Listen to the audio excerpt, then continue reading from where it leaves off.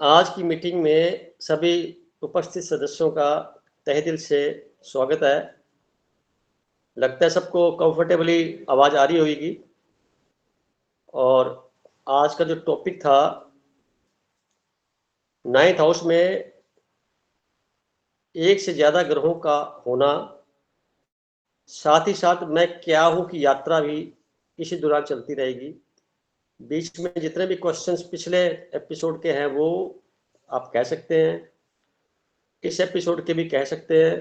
इसके अलावा भी कोई मन में बात आती है तो यादगार बनाते हुए इस मीटिंग को परफॉर्म करना है, ताकि डाउट मन में किसी प्रकार का ना रहे। तो अभी मेरे 2 4 6 7 8 मेंबर और 11 12 मेंबर जुड़ चुके हैं। तो सबसे प्रार्थना है कि आज की मीटिंग को थोड़ा सुन दें और जो कुछ करने वाली बात है करें, और मैं स्वागत करता हूँ। तो 9th हाउस का पहले तो एट्रीब्यूट्स पता होना चाहिए। 9th हाउस के एट्रीब्यूट्स क्या क्या है, कि एट्रीब्यूट्स पता होंगे तभी हम क्वेश्चन चला पाएंगे आगे। और पहले बता चुका हूँ, कुछ और इम्प्लीमेंट हुआ होगा।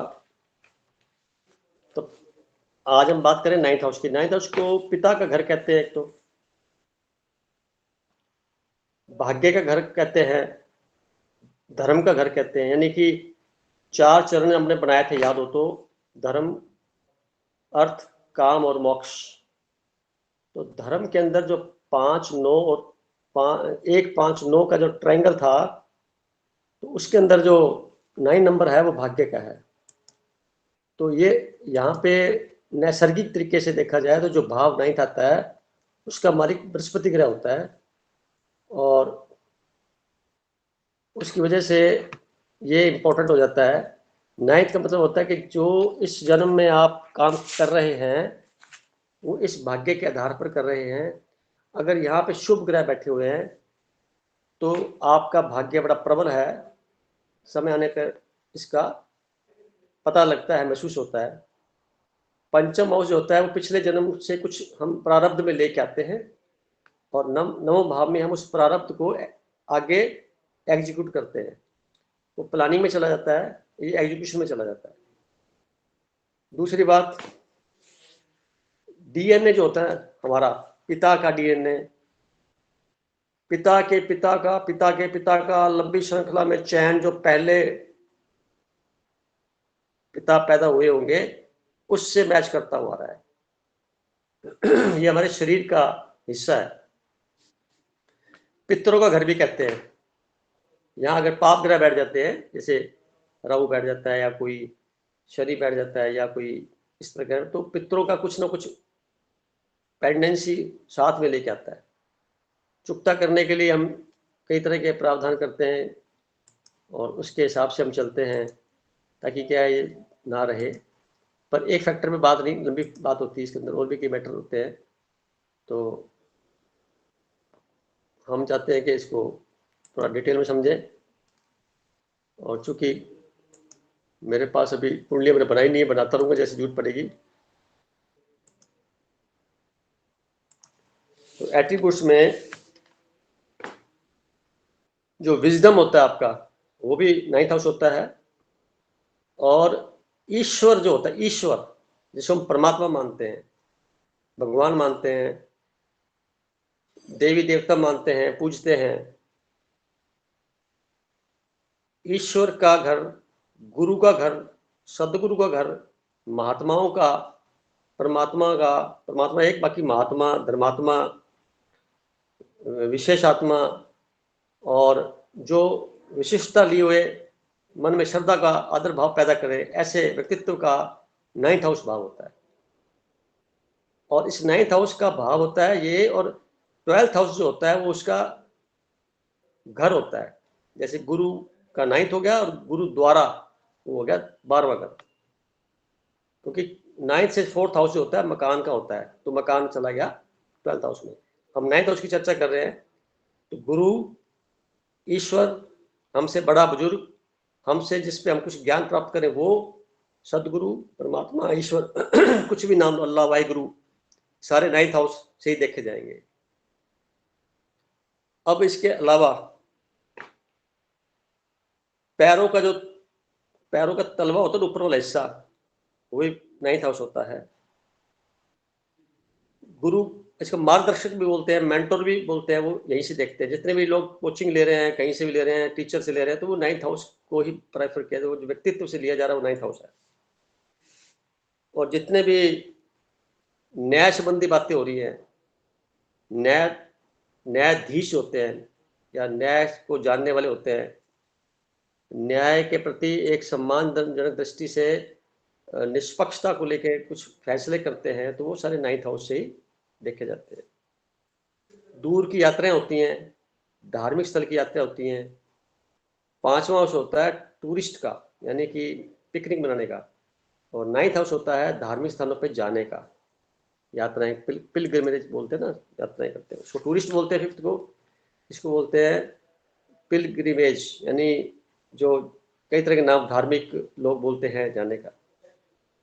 और जितने भी शास्त्र हैं, उन शास्त्रों का जो अध्ययन है वो 8th हाउस से देखा जाता है, और जो शास्त्र हैं वो 9th हाउस के हैं। जितना भी रिसर्च वर्क किया जाता है ईश्वर के प्रति, वो 9th हाउस में जाता है, सॉरी 8th हाउस में जाता है। रिसर्च वर्क सारा 8th हाउस में जाता है। तो धार्मिकता वाला जो है वो एक, मैंने बताया ना, अकल्ट साइंस को ढूंढना 8th हाउस का मैटर बनता है। तो 9th हाउस में क्या है, उसका कारकत्व होता है। रिसर्च तो वहां से होती है, पर कारकत्व ईश्वर का पता है यहाँ 9th हाउस में होता है, पर खोज करनी है तो 8th में जाना पड़ेगा, 8th वाले हाउस को कंसिडर करना पड़ेगा। थोड़ा डिफरेंस है, थोड़ा हल्का सा। और अगर उसके मकान में जाना हमें, किसी टीचर के मकान में, शिक्षक के मकान, तो उसका 4th हाउस हो जाता है, तो 12th बनता है उसका। छोटे बहन भाइयों की मैरिज संबंधी कोई बातें करनी है तो भी 9th हाउस देखा जाता है। माता के प्रति उसकी कितनी इनकम है, कितना ऋण है, उसकी बीमारियां कैसी हैं, उसकी नौकरी कैसी है, तो अपनी कुंडली से 9th हाउस देखेंगे तो माता का पता लगेगा। 9th हाउस से पिता का पता लगेगा, उसका स्वभाव कैसा है। और पिता के अलावा जो खुद की संतान है उसका स्वास्थ्य के बारे में पता लगता है। पत्नी की यात्राओं को पता लगता है, छोटी यात्रा, जैसे क्या होता है, कोई पत्नी जॉब करती है, अप डाउन करती है डेली, तो खुद की कुंडली से पता लग सकता है अभी उसकी पत्नी का बाहर जाने का कितना संजोग बनता है। पिता का जो स्वास्थ्य है और पिता की जो पर्सनैलिटी है सारी की सारी, वो सारी 9th हाउस से देखी जाती है। पिता क्या है उसके बारे में अपनी कुंडली से पता लग जाता है, किस प्रकार का पिता मेरा मिला हुआ है। जो शारीरिक पिता की बात कर रहा हूं मैं, एक तो लौकिक पिता होता है ना शरीर वाला, एक होता है अलौकिक पिता, वो परमात्मा, वो अज्ञात, उसकी खोज 8th हाउस से, और उसके बारे में जानना, उसके बारे में मानना, समझना, विश्वास दिखाना, वो 9th हाउस। और घर के अंदर जब वास्तु में हम जो बनाते हैं, पूजा घर बनाते हैं, तो वो भी 9th हाउस होता है। हायर एजुकेशन जितनी भी होती है, हायर लर्निंग जितनी भी होती है, वो 9th हाउस से होती है। लर्निंग 5th से होती है, और हायर लर्निंग 9th से होती है। इसके अलावा ग्रांड पेरेंट्स भी इसी में आते हैं। आइडियलिस्टिक पर्सनैलिटी जिसे बोलते हैं हम, ये आदमी बहुत आइडियलिस्टिक है, वो 9th हाउस की रिप्रेजेंटेशन से पता लगेगा। उसके अंदर वहां पे अगर बृहस्पति बैठ जाता है, या सूर्य बैठ जाता है, चंद्रमा बैठ जाता है, तो वहां पे एक विशेष प्रकार का आकर्षण रहता है, उसके जीवन में वैल्यू बेस्ड लाइफस्टाइल बन जाती है। और जितने भी हम कर्मों, एक तो कर्म संसारिक होते हैं, वो 10th हाउस में हो गया, और संसार के कर्म न करके हम सिर्फ अध्यात्म और धर्म के कर्मों में लगते हैं, तो वो 9th हाउस हो गया। जो 10th हाउस है उसके कर्मों से हमें फल मिलते हैं, यानी कि संसार की ही द्वारा बनाई गई धनराशि है, मुद्रा है, सम्मान है, वो संसार का है, वो सारा मिलेगा। अध्यात्म के अंदर आकर के वो चीजें नहीं मिलेंगी। यहाँ पे हमका सेल्फ सेटिस्फेक्शन, इनर सेल्फ का पीस ऑफ माइंड वो यहाँ से प्राप्त होगा अगर आप इस 9th हाउस के अंदर जुड़ के काम करेंगे। तो हम दीक्षा लेते हैं कुछ लोग जा करके, तो 9th हाउस के माध्यम से ही उस गुरु के पास जाके दीक्षा लेंगे, तो भी 9th हाउस ही देखा जाएगा। गाइडेंस बेस्ड कंसल्टेंसी है, वो भी 9th हाउस है। 8th हाउस एस्ट्रोलॉजी है, और 9th हाउस जो है गाइडेंस उसके माध्यम से चलती है। जो मतलब आप अभी 8th house 9th house 5th house का कॉम्बिनेशन में काम कर रहे हैं सभी जने, जब आप कुछ आगे गाइड करेंगे किसी को तो फिर आप 9th में कन्वर्ट हो जाएंगे, उसके लिए 9th बन जाएंगे।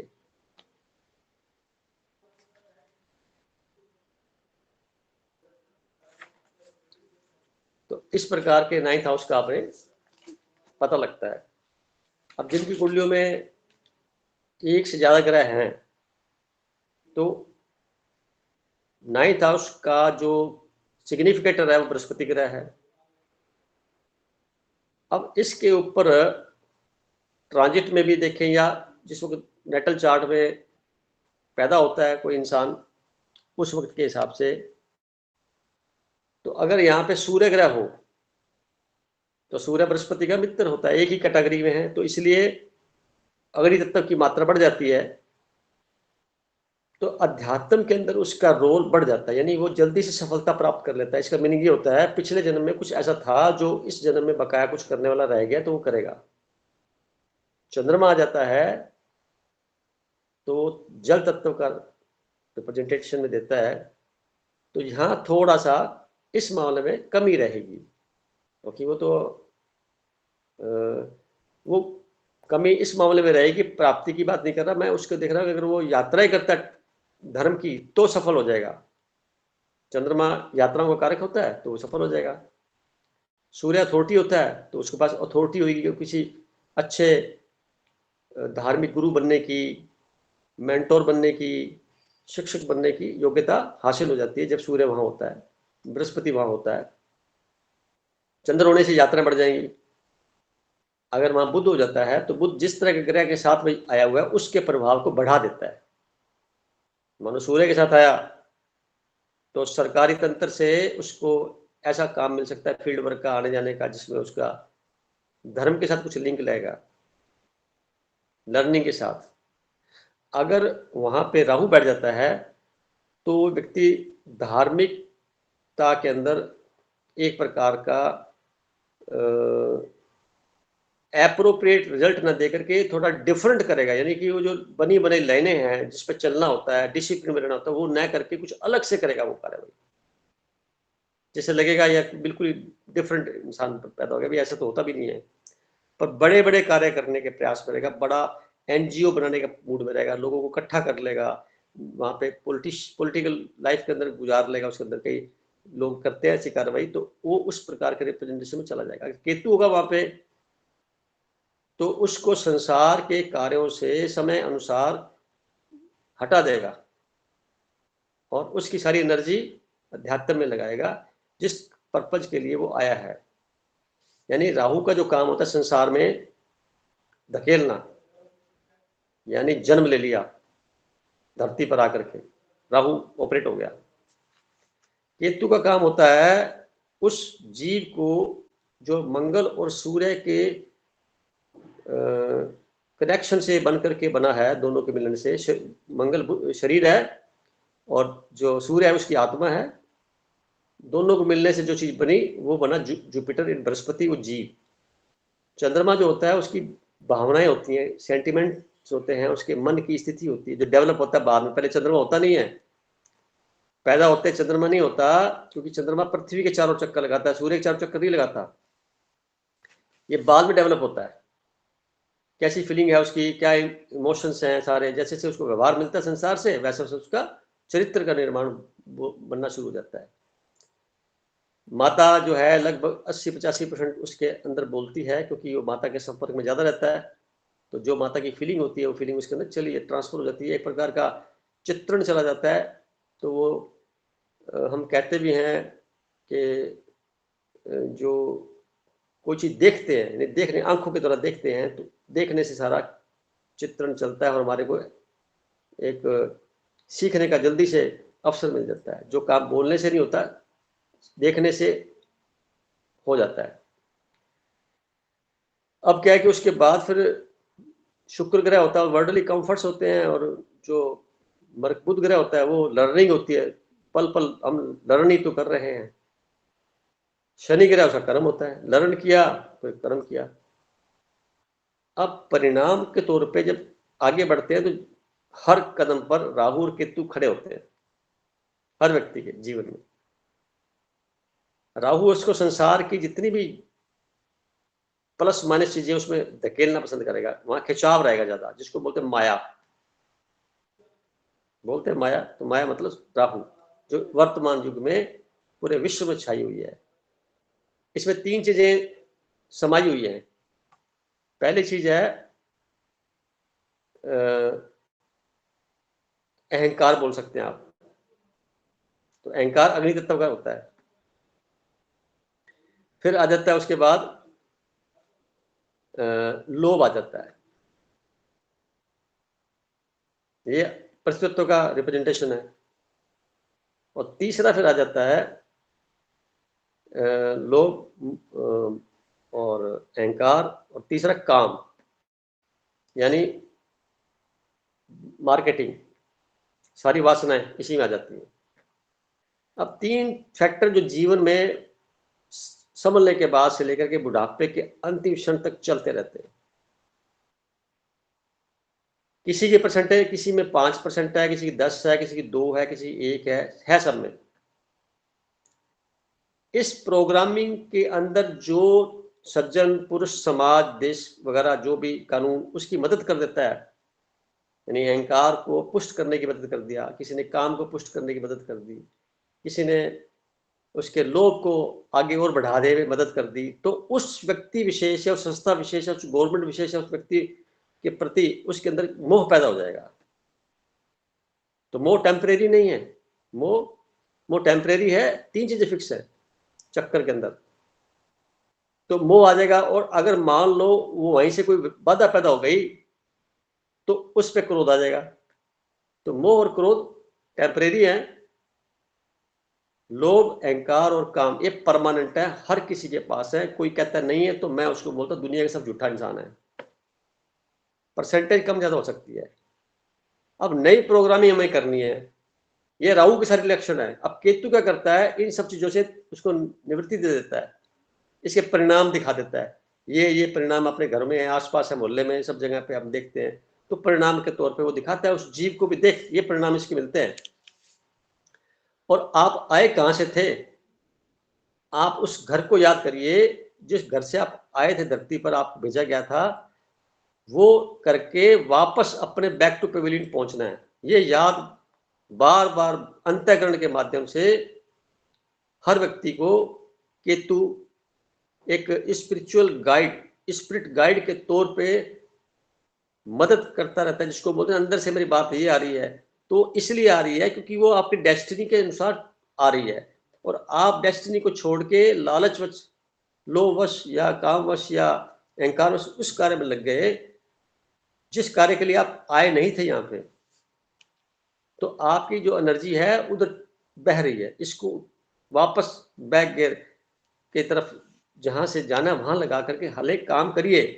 तो एनर्जी वही रहनी चाहिए, उतनी तरह की सावधानी, उतनी तरह की डिसिप्लिन, उतनी तरह का ईमानदारी, उतनी तरह की जो वैल्यू बेस्ड लाइफ है, जो वैल्यूज है जीवन की, मूल्य है जीवन का, मूल्य निष्ठ समाज जिसे कहते हैं, उसका हमें आधार बनते हुए यादगार के लिए केतु मदद करता है। अब केतु बेटा भी होता है, केतु बेटा होता है रिश्तों में, और राहु जो होता है ससुराल होता है। राहु बुजुर्ग होते हैं सारे। अब इनका हमें कुछ ना कुछ व्यवहार में पता लगता है जिसमें हमें अपने आप को चेक करने का मौका मिलता है। बार बार हर बार गलती हो जाती है, हम अपने आप को सर्वोपरि मानते हैं, सामने को समझते नहीं। तो यहाँ पे क्या होता है, फिर परिणाम स्वरूप मेंटल पीस खत्म हो जाता है। पीस ऑफ माइंड का घर अगर चौथा घर है तो नाइन्थ उसको प्रमोट करने का भी है। तो लोग जो पढ़ लिख जाते हैं, शब्दकोश काफ़ी इकट्ठा हो जाता है लर्निंग के द्वारा, तो वो एक एक शब्द को छांट के बोलते हैं, तो शब्दों का शब्दकोश बड़ा हो गया ना उसके पास।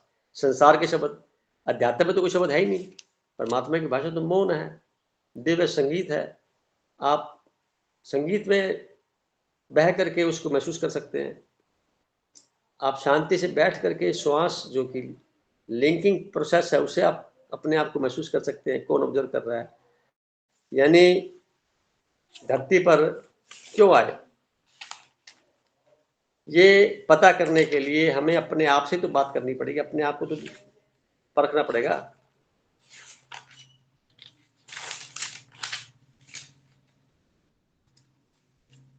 एक कंसेप्ट और भी आता है, श्वास कौन ले रहा है।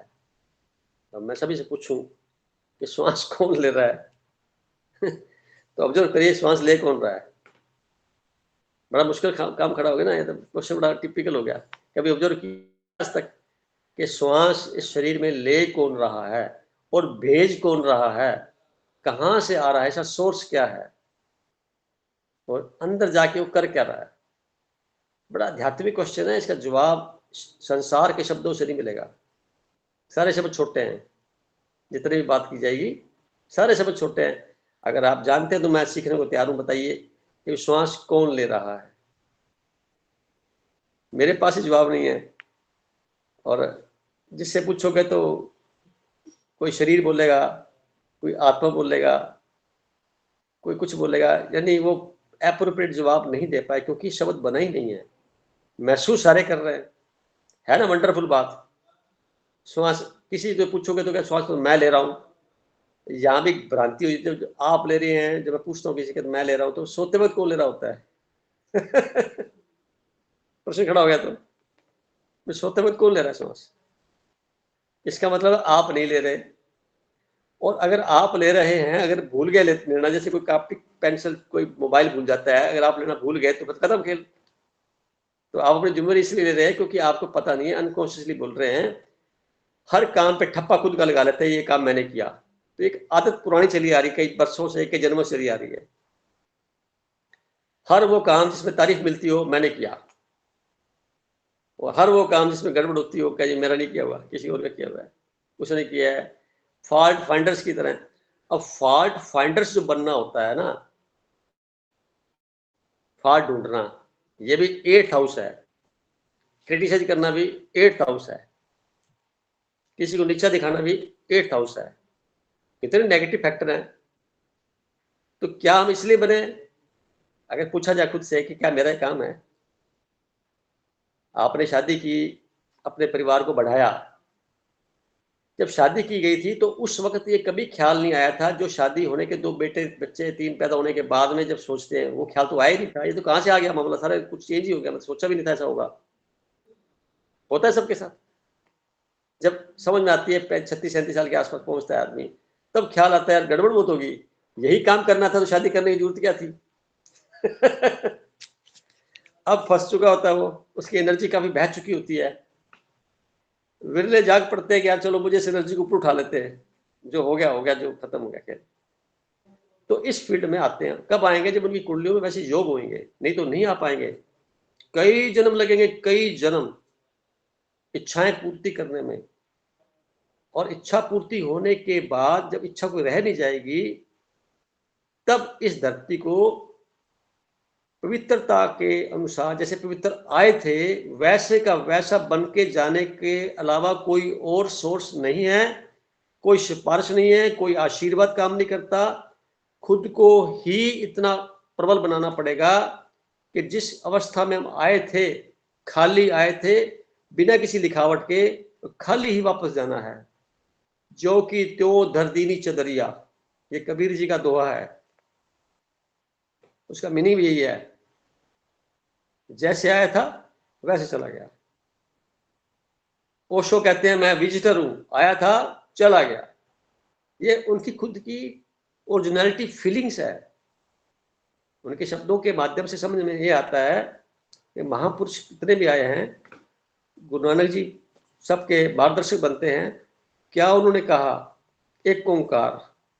उन्होंने कभी ये नहीं कहा कि मैंने कहा। तो आदमी जिस रेंज में पहुंच जाएगा तो उसको फीलिंग होगी कि जो कुछ हो रहा है मैं करने वाला नहीं, निमित्त मात्र हो सकता हूं, मेरे माध्यम से करवाया जा रहा है। जब आप अंतःकरण में चलेंगे, उसकी एक एक बात को सुनेंगे, कदम कदम पे चलेंगे, तो आपको किसी भी बाहरी गुरु की या किसी टीचर की आवश्यकता नहीं है। सभी व्यक्ति गुरु ही हैं, परमात्मा के बच्चे ही हैं। परमात्मा जितनी शक्तियां उसके अंदर मौजूद हैं, जैसे समुद्र का, सागर में एक बूंद पानी रख ले में, तो उस बूंद पानी के अंदर जितने कैरेक्टरिस्टिक्स सागर के सारे उसमें मौजूद है। केमिकली कॉम्पोजिशन सारे के सारे मौजूद है। आप चेक करेंगे बायोलॉजिकली, केमिकली सारे वैसे के वैसे मिलेंगे, कोई फर्क नहीं पड़ेगा। क्योंकि वो छोटा है, वो बड़ा है मात्रा में जो दिखाई दे रहा है, परंतु इंटेंसिटी में ताकत उतनी ही है। बड़े दीपक से छोटा दीपक आ गया। अब बीच में पॉलिटिकलाइज करके ये जी मैंने ऐसे करा दिया, मैंने मेरे कर दिया, फिर मेरे नाम से ग्रंथ बन जाए, फिर ये हो जाए, वो हो जाए, ये सब चीजें बीच में एक ड्रामाबाजी और बहकावा और भ्रम के अलावा राहु ग्रह की चपेट में आए हो सारी खेल। ओरिजिनलिटी हमें अपने आप की पहचान खुद करनी है। इसमें शुरुआती दौर से प्रेरणा ली जा सकती है एक दूसरे से।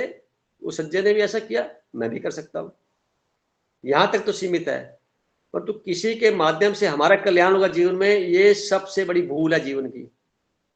ये मैं अपने व्यक्तिगत एक्सपीरियंस बता रहा हूं। जो कुछ मैंने आज तक सीखा, पढ़ा, सुना, मेरे किसी काम नहीं आया। वो काम वो आ रहा है जो अंदर से निकल के बाहर आ रहा है। सारा का सारा विजडम, नॉलेज अंदर से बाहर आता है। बाहर से सिर्फ जानकारी मिलती है हमें। उस जानकारियों को हम अपने विवेक से जब इस्तेमाल करते हैं तो कुछ प्रोडक्शन और होती है। उस प्रोडक्शन के अंदर प्रैक्टिकल जो किया गया, अनुभव जो आएगा, वो हमारे अंदर रिकॉर्डिंग होता है। अगर रिकॉर्डिंग प्योर है तो हम लोग तृप्त और संतुष्ट रहते हैं। अगर रिकॉर्डिंग में मिलावट है तो हम असंतुष्ट रहते हैं, नए खाते बन जाते हैं। फिर उन खातों को फिर क्लियर करने के फिर जन्म लेना पड़ेगा। तो सारांश में बात आती है कि हमें इच्छाएं जितनी भी प्रबलित होती हैं, दूसरों को देख करके वो विराम लग जाए। जो अंदर से फील हो रहा है उससे ज्यादा हमें पहले से प्राप्त है, फिर भी कुछ रह गया है तो वो उस पर आप आसक्ति नहीं होनी चाहिए। क्योंकि जैसे ही कोई चीज इस धरती पर निर्मित होती है सभी चीजों में पंच तत्वों का सहयोग होता है। और पंच तत्व अलग अलग ठीक है, जब इकट्ठे करके कोई चीज बनती है तो उसमें लॉ ऑफ एंट्रोपी लागू हो जाता है। तो लॉ ऑफ एंट्रोपी का मतलब ये होता है, जिस क्षण वो कंप्लीट हुई, बल्कि बनते बनते ही उसमें क्षय शुरू हो जाता है उसका। यानी जो कंस्ट्रक्शन वाला डिपार्टमेंट है वो है राहु, और जो डिस्ट्रक्शन वाला पार्ट है वो केतु। ये पास पास साथ चलते रहते हैं, कदम कदम पे चलते रहते हैं। और इनका हम समझने के लिए नाइन्थ हाउस लिया। नाइन्थ बड़ा इंपॉर्टेंट हाउस है। तो मतलब कई कुछ बोला जा सकता है, पर जितना मेरे को छोटी मोटी जानकारी है मैं उसी के बारे में बात की जा रहा हूँ आपसे, जितना मैं अनुभव से समझता हूँ। तो नाइन्थ हाउस का कितना बड़ा असर पकड़ में आया हमें भी, हमें व्यर्थ के ढोंग में, आडंबर सारा राहु है उससे बचते हुए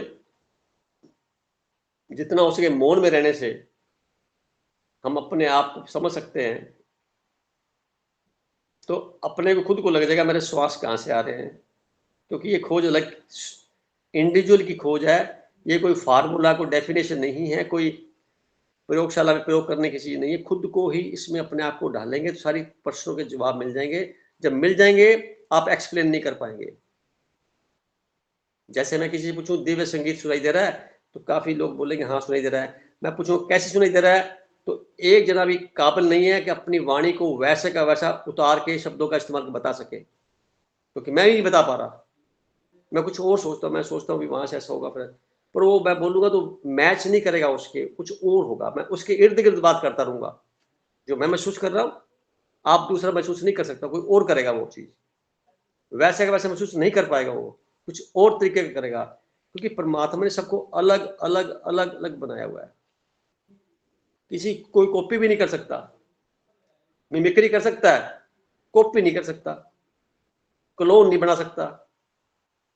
उसके हाथ की लाइनें, उंगलियां, निशान, पुतलियां, चेहरा, मोरा, वाणी, हर चीज में भिन्नता इतनी जबरदस्त है कि इसको ऐसे कह सकते हैं, परमात्मा पल पल नया नया नया नया नया बनता है, ओल्ड है ही नहीं। और जब हम नया नया नया करने के मूड में रहेंगे रोजाना अपने लिए, तो कुछ छोटा बड़ा नुकसान हो भी गया, कुछ चीज खराब भी हो गई, कुछ नुकसान किसी और प्रकार का भी हो गया, खबर भी मिल गई ऐसी, तो हमारा मन ज्यादा विचलित नहीं होगा। और जब मन विचलित नहीं होगा तो यू आर इन प्रेजेंट। ज्यादातर मन जाता कहाँ है? भूतकाल की यादों में जाता है या चिंता में, भविष्य में चला जाता है। दोनों का वजूद ही नहीं है। वजूद तो वर्तमान का है, जो आपके हाथ में बात करते करते चल रहा है। हम पूरे अटेंटिव होकर के वर्तमान में रह करके इस कर्मों के साथ चले। एकाग्रता बढ़ाने के लिए मेडिटेशन की जरूरत पड़ती है। मेडिटेशन प्रोसेस से एकाग्रता बढ़ती है, पर परमात्मा नहीं प्राप्त कर सकते, उसे महसूस नहीं कर सकते आप। वो तो आपको न करने की क्रिया है, यानी जब कुछ ना करें तब घटना घटती है। हठ योगी बन जाए तो कुछ कर ले, उस फीलिंग को, उस दिव्य संगीत को आप नहीं छोड़ सकते जब तक कि आप इन सारे लबादों से अपने आप को अलग नहीं कर लेते और सब उस पर छोड़ नहीं देते। अब तेरी मर्जी जैसे रखेगा रहेंगे, मेरा कुछ भी नहीं, मुझे पता नहीं है, मैं बहुत बालक हूं, बच्चा हूं आपका। परमात्मा में हम मौजूद हैं, वो हमारे अंदर नहीं है, हम उसके अंदर हैं। ये भावना रखते हुए आप देखिए, एक सेकंड में सोचिए कि मैं उसके अंदर हूं, सारा तनाव खत्म, एक सेकंड महसूस कर सकते हैं आप। जबकि तनाव का बढ़ा हुआ है, वो मेरे अंदर है। इतनी बड़ी भूल कर रखी है, इतनी बड़ी धृष्टता बना रखी है। अधिकांश लोगों ने परमात्मा को कुछ स्वरूप देकर के यहां बिठा दिया, वहां बिठा दिया, उधर बिठा दिया, उधर बिठा दिया, फिर अगरबत्तियां करते रहते हैं। ये सारा बाहरी उपक्रम है। ये ठीक है, जब आपको ज्ञान नहीं है, प्रारंभिक अवस्था में है, तो क्या प्रारंभिक अवस्था अंत में नहीं जा सकती? क्या उसके अंदर प्रोग्रेस नहीं हो सकती? अब अंदाजा लगाइए, 70 साल तक एक आदमी मंत्र पढ़ रहा है, 70 साल तक एक आदमी पाठ पूजा कर रहा है, तो 70 साल के परिणाम चेहरे पे एक लाइन नजर नहीं आती, व्यवहार में कोई दिखती नहीं है। तो अभी तक क्या किया आपने? पाठ ही तो पढ़ा, यानी किताब पढ़ते रहे, आप पढ़ते रहो, जितनी बड़ी अखबारें पढ़ लो, जितनी बड़ी किताब पढ़ लो। उसके परिणाम में एक अक्षर पढ़ लीजिए, जाके हृदय सांस है ताकि हृदय आप है। क्या सफिशिएंट नहीं है समझने के लिए? मेरे लिए तो ये जीवन में बहुत बड़ी चीज थी। झूठ बराबर पाप नहीं और सच बराबर तप नहीं। तो जाके हृदय सांस है ताकि हृदय आप है। ये बात अगर इतनी सी समझ लेने, कोई ग्रंथ पढ़ने की जरूरत नहीं है, कहीं जाने की जरूरत नहीं है। कितने निष्पक्ष हो जाते 1 मिनट में। और ऐसा महसूस करें जैसे मछली सागर में घूमती रहती है, पर सागर का पानी नहीं पी सकती। पानी पीने के लिए उसको मुंह बाहर निकालना पड़ता है, और फिर ऑक्सीजन और उसका जो हाइड्रोजन का कॉम्बिनेशन है, वहां से श्वास से कुछ लेती है, तो उसका भरण पोषण होता है। इसी प्रकार संसार में हम रहते हैं, उस परमात्मा को महसूस नहीं कर पाते। तो वर्ड भी बोलते हैं पाना, परमात्मा को पाना है, भगवान को पाना है। ये सेंटेंस इतना गलत है और धृष्टता भरा हुआ शब्द है उस सत्ता के प्रति। उसको कैसे पालेंगे आप? इसका मतलब क्या? आपकी बुद्धि बहुत बड़ी हो गई है और वो छोटा है। आपने उसको बना ऐसा बना रखा है जैसे हर किसी बंदे के साथ व्यवहार करते हैं ना, छोटा कमरे में फिट कर दिया, अलमारी फिट कर दिया, वहां लगा दिया, वहां लगा दिया, बड़ा। अपने कमरे बड़े बड़े बनाएंगे, उसके लिए छोटा सा बनाएंगे। क्यों नहीं पूरे मकान को उसके लिए आप समर्पित करो? क्यों नहीं अपनी खोपड़ी को उसके लिए समर्पित कर दो? कहीं धार्मिक स्थल जाना ही ना पड़े, इस खोपड़ी को आप समर्पित कर दो। जो सोचेगा तू सोचेगा मुझे पता नहीं है। फिर वो इंतजार कर रहा बाहर खड़ा होकर के, अरे तेरी खोपड़ी से कचरा हटा मैं आऊं, कचरा हटा मैं आऊं। तो खोपड़ी साफ हुई नहीं हुआ है, उसके बाद बातें कौन सी रह जाएंगी? शब्द ही खत्म हो जाएंगे बोलने के। शब्द है क्या? संसार में है क्या शब्दों के अंदर?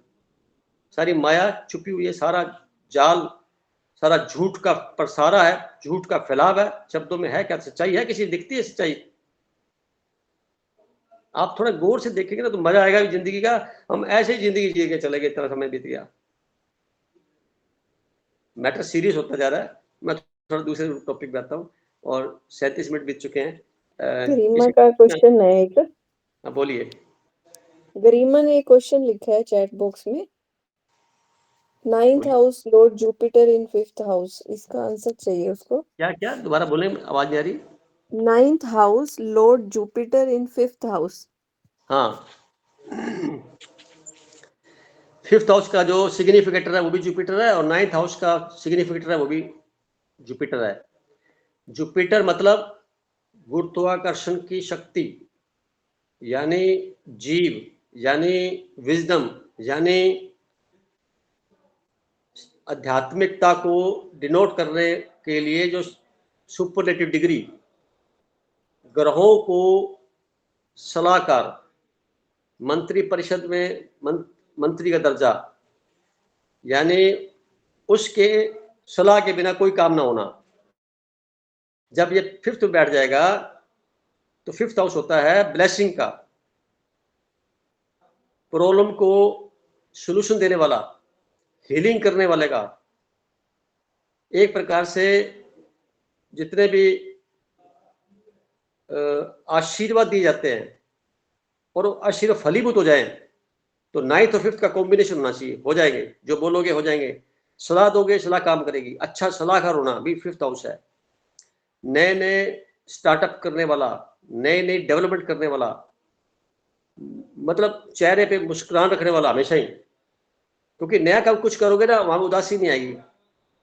हमेशा नए पूरा फोकस होगा, पूरा कंसंट्रेशन होगा।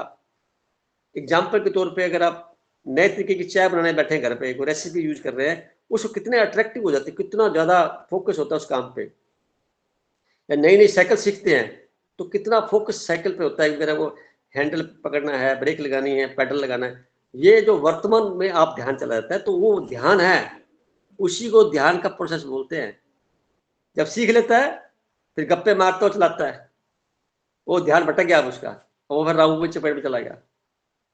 यानी आप इस चीज को ऐसा देखिए कि जीवन के पहलू पे जब हमें चलना सीखते हैं तो कितने फोकस होते हैं, और जब चलने के बाद की स्थिति क्या होती है, बदल जाती है।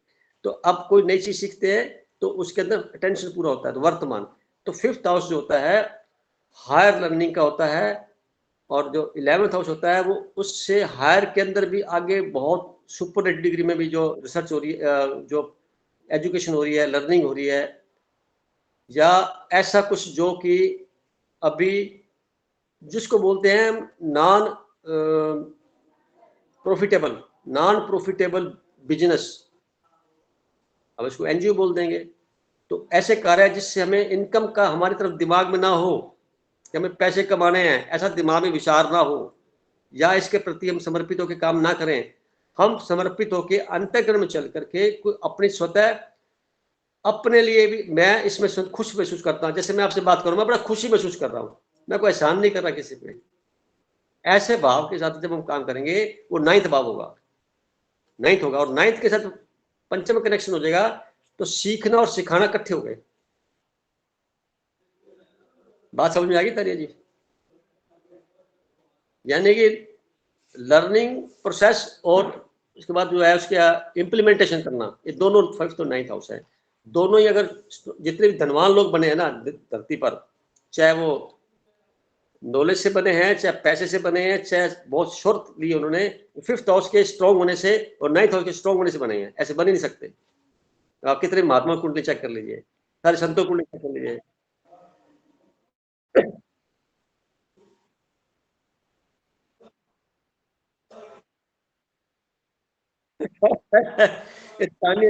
तानिया जी बताएंगे, हमारे लीडर भी हैं, इनसे पूछता हूं मैं भी। मैंने पूछा था, अभी लेट आया, थोड़ा सा क्वेश्चन था मेरा, श्वास कौन ले रहा है, और श्वास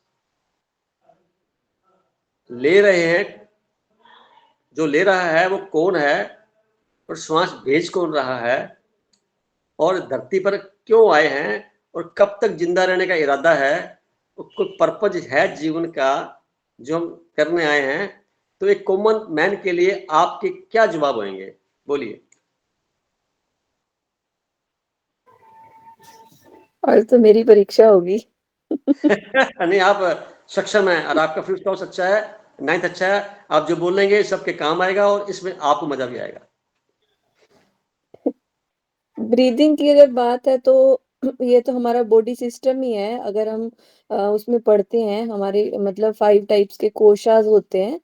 तो जैसे अन्नमय कोशा, प्राणमय कोशा, तो मतलब जो प्राणमय कोशा है ना हमारी बॉडी में, वो ही उसके थ्रू ही हमारा ब्रीदिंग सिस्टम चलता है। तो यानी कि सांस तो मतलब कि हम एक सोल है वो ले रही है थ्रू बॉडी, और थ्रू उस वो जो है प्राणमय कोशा, उसके थ्रू ले रही है। और हम बोलते हैं ना कि भाई हम सांस ले रहे हैं, सांस तो ऑटोमेटिकली चल ही रहे हैं, हमारी बॉडी के सिस्टम में ही है जो चल रहा है। लेकिन अगर हम उसके ऊपर कंसंट्रेट करते हैं ना, तो कॉन्शियस ब्रीदिंग कहेंगे उसको। आप सही कह रहे हैं, आगे। उसके उसके बाद हम कनेक्ट होते हैं, जब मतलब तब हम अपने प्राणमय कोशा से कनेक्ट होते हैं। और जब हम्म, उससे कनेक्ट हो जाते हैं ना, फिर उसके बाद हम अपने माइंड से कनेक्ट हो पाते हैं। डायरेक्टली हम कभी भी अपने मन से कनेक्ट नहीं हो पाते, उसको बोलते हैं मनोन्मय कोशा। हम्म, ठीक है। तो तब हम उससे कनेक्ट हो जाते हैं, फिर उसके बाद सुप्रीम पावर की बात आती है। उससे हम्म, कनेक्ट होना तो सबसे फाइनल जो है पॉइंट है। देखिए, पिछले 2 साल पहले की बात है या 150 साल की, मैंने अपने अध्यात्म के टॉपिक में बताया था, इसी के ऊपर टॉपिक था शायद, मन और श्वास ऐसा कुछ था। तो मैंने जिक्र किया था, वो कितना सही है मैं नहीं जानता, पर जो मैं महसूस करता हूँ वो यही है। आप लोगों को अलग से महसूस होगा, मुझे जो फील हुआ बताता हूँ। एक ऐसी सिल्वर माई, बिल्कुल महीन सी डोरी की समान,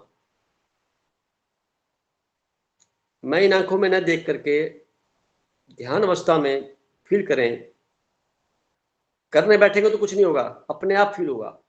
करने बैठेंगे तो कुछ भी नहीं होगा। हाँ, बैठ के आप समर्पित होकर शांति से बैठ जाइए और अपने आती आती श्वास को देखते रहिए। जब श्वासों को देखते देखते एक ऐसी स्टेज अपने आप आ जाएगी, एक सिल्वर रंग की बिल्कुल बारीक से डोरी चमकती हुई कहीं से अज्ञात सोर्स से आ रही है, और वो हमारे मस्तिष्क का जो जंक्शन है वहां पे नाक के थ्रू यानी नोस्ट्रल के थ्रू श्वास के माध्यम से श्वास में नाभि पे जाता है, नाभि से होता हुआ फिर वहां पहुंचता है और फिर बाहर चला जाता है। तो ये जो सर्कल है उसका कुछ क्षण के लिए महसूस हुआ मुझे। वो सर्कल जो है ऐसे करके हुआ, यानी जो श्वास भेज रहा है कोई है, जिसको हम प्राण वायु कहते हैं, और प्राण चक्र अभी बताया तानिया जी ने, प्राण में प्राण में कोश, कोशा। यानी प्राण में कोश का इसको एक संज्ञा दी गई है, किसी ऋषि मुनि ने तय किया होगा। ये हमारे चक्कर होते हैं, उनमें से कई पॉइंट बनाते हैं, लगभग हार्ट के आसपास ही होता है। कभी बार बार हार्ट की तरफ इशारा करते हैं, मैं थोड़ा नाभि की तरफ लेके चलता हूँ। तो हमारा उद्गम स्थल नाभि है। हर मनुष्य की अपनी माता के साथ नाभि से जुड़ा हुआ है, वो अदृश्य रूप से जुड़ा हुआ है। तो उसको कुछ फीलिंग होती है तो माता को फीलिंग हो जाती है, पहले से पता लग जाता है, क्योंकि नाभि अदृश्य रूप से जुड़ी हुई है। वो श्वास आ रहे हैं हमारे को, आते तो पूरे हैं जितने होते हैं, हम लेने की जो प्रैक्टिस है हमारे, उसी इंद्रियां दे रखी हैं सारी, उसके तंत्र दे रखे हैं। लेते वक्त हम कितने जागृत हैं, उतना ही जीवन हम यहाँ पे अपने कर्मों को कंबस्ट करने में मदद कर रहे हैं। और वो क्षण जो हम बेहोशी में ले रहे हैं सांस, ध्यान कहीं और है, श्वास आए जा रहे हैं, वो हमें वापस इस जन्म में बंधन में बांध रहे हैं। मैंने बड़ा बाइफर्केट कर दिया। श्वासों के प्रति जागना, होशपूर्वक श्वास लेना, मतलब आप केतु ग्रह के प्रभाव में आके अपने मूल के साथ जुड़ने वाले हैं, उस तरफ बढ़ रहे हैं, कर्मों को कंबस्ट कर रहे हैं, पिछले जितने भी कर्म आपके हैं। अदरवाइज कर्म बंधन बढ़ा रहे हैं। अब मैं इससे ज्यादा क्या बता पाऊंगा। कर्म बंध हम बनाते ही ज़्यादा हैं, उतारने वाले कम होते हैं, क्योंकि सारे संसार में चलते हैं, कदम-कदम पे कुछ हो रहा होता है। तो हमारा ध्यान सामने में चला जाता है। जब हम बोलते हैं, जैसे मैं अब आपसे बात कर रहा हूँ, तो मेरा ध्यान सारा आप लोगों के ऊपर है। ध्यान आपके ऊपर रहे, पर जो वर्ड बोले जा रहे हैं, उसको मैं खुद भी सुनूँ। बोलते शब्दों को मैं खुद भी सुनूँ, यानी मेरा मन भी उसी एकाग्रता में सुने, तो मतलब है मैं सही कर रहा हूँ कार्य। अगर मैं खुद सुन नहीं रहा और बोले जा रहा हूँ, तो ये व्यर्थ के कर्म हो गए। आपके पल्ले पड़ेंगे नहीं पड़ेंगे पता नहीं, मेरे भी नहीं पड़ेंगे, तो नया कर्म बंध शुरू हो जाएगा। अब देख लीजिए कितनी बड़ी गहरी बात है कि आदमी अपने प्रति कितना लापरवाह है। एक भी शब्द गलत नहीं बोल पाएंगे आप, अगर आप होशपूर्वक बोल रहे हैं तो। हाँ, ये मेडिटेशन से होगा। नहीं, इसके लिए नहीं, नहीं, आप फिर थोड़ा-सा भटक गए, इसलिए नहीं आए। ये यहाँ तक पहुँचने के बाद आप अपने कर्म आगे वो करेंगे जिसके लिए आप आए हैं। तो यहाँ तक तो पहुँचो, तब तक कब कितने जन्म लग जाएँगे? कई जन्म लग जाएँगे बंदे को, लगा रहेगा वो तो। आज किसी से पूछो, कोई 25 साल, 26 साल, 30 साल बच्चे से पूछो, बेटा तेरे क्या सपने हैं? तो क्या सपने होगा उसके? संसार की बातें करेंगे वो कतई ये नहीं कहेगा कि परमात्मा को मुझे महसूस करना है, कतई नहीं बोलेगा। वो मेरे करोड़ों में से कोई होगा बोलेगा जो। आपकी प्रायोरिटी में तो है ही नहीं, प्रायोरिटी में तो नहीं।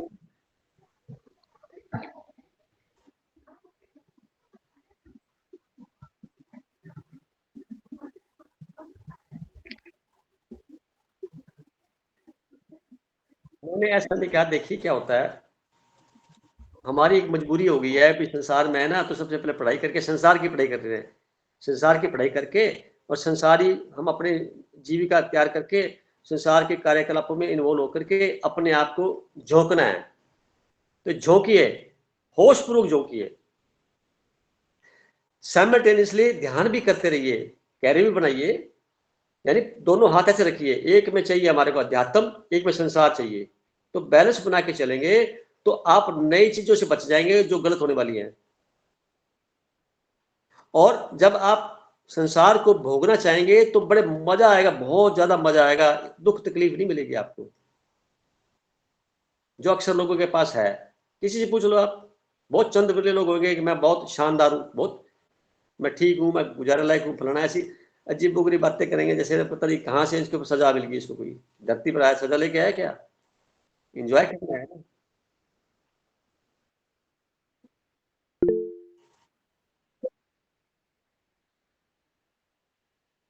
ऑब्जेक्टिव बेटा वो आपको खुद ढूंढना पड़ेगा। आप अंदर अपने अंतःकरण से पूछेंगे तो आपको समझ में आ जाएगा। मेरे से क्या पूछेंगे, मैं तो अपना बता सकता हूँ, आपके बारे में क्या बताऊंगा? आप तो अपने बारे में, ये ज्योतिष का फार्मूला भी किसी लेवल पे खत्म हो जाता है, पर है उस सत्ता के जानने तक का रास्ता बनाता है। ये भी ध्यान, साधना, प्राणायाम और ये ज्योतिष, अकल्ट साइंस जितनी भी है, ग्रह नक्षत्रों की खोज करना, ये सारा का सारा उस तरफ ही इशारा है। ये उधर ही बढ़ रहे हैं सारे।